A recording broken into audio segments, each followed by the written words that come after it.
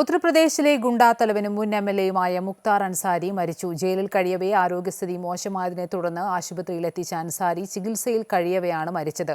മുക്താർ അൻസാരിയുടെ മരണത്തിൽ മജിസ്റ്റീരിയൽ അന്വേഷണത്തിന് ഉത്തരവിട്ടു. 3-അംഗ മജിസ്ട്രേറ്റ് സംഘം അന്വേഷിക്കും. അൻസാരിയുടെ മരണത്തെ തുടർന്ന് ഉത്തർപ്രദേശിൽ സുരക്ഷ ശക്തമാക്കി. നെഞ്ചുവേദനയെ തുടർന്നാണ് മുക്താർ അൻസാരിയെ ആശുപത്രിയിലെത്തിച്ചത്. അദ്ദേഹത്തിന് ജയിലിൽ വെച്ച് വിഷബാധയേറ്റതായും ചില റിപ്പോർട്ടുകളുണ്ടായിരുന്നു. ഗുണ്ടാ തലവനിൽ നിന്ന് രാഷ്ട്രീയ നേതാവായി മാറിയ അൻസാരി നിരവധി കേസുകളിലെ പ്രതിയാണ്. മുക്താർ അൻസാരിയുടെ മരണകാരണം ഹൃദയസ്തംഭനമാണെന്ന് അൻസാരി ചികിത്സയിൽ കഴിഞ്ഞ ബാൻഡ മെഡിക്കൽ കോളേജ് പുറത്തുവിട്ട മെഡിക്കൽ ബുള്ളറ്റിനിൽ പറയുന്നു. അതേസമയം അദ്ദേഹത്തിന് വിഷബാധയേറ്റെന്ന ആരോപണമാണ് കുടുംബങ്ങളുടേത്. മുക്താർ അൻസാരി മാർച്ച് 19-ന് അഭിഭാഷകൻ മുഖേന കോടതിയിൽ നൽകിയ കത്തിൽ ഭക്ഷണത്തിൽ വിഷം കലർത്തി കൊല്ലാൻ ശ്രമിക്കുന്നുവെന്ന ആരോപണം ഉന്നയിച്ചിരുന്നു.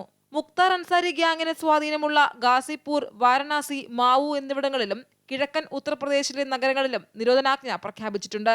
സമാജ്വാദി പാർട്ടി ഔദ്യോഗിക എക്സ് പ്ലാറ്റ്ഫോമിലൂടെ മുൻ എംഎൽഎയായ മുക്താർ അൻസാരിയുടെ മരണത്തിൽ അനുശോചനം രേഖപ്പെടുത്തി. 2019-ൽ BSP ടിക്കറ്റിൽ MP ആയ അദ്ദേഹം പിന്നീട് സമാജ്വാദി പാർട്ടിയിൽ ചേരുകയായിരുന്നു.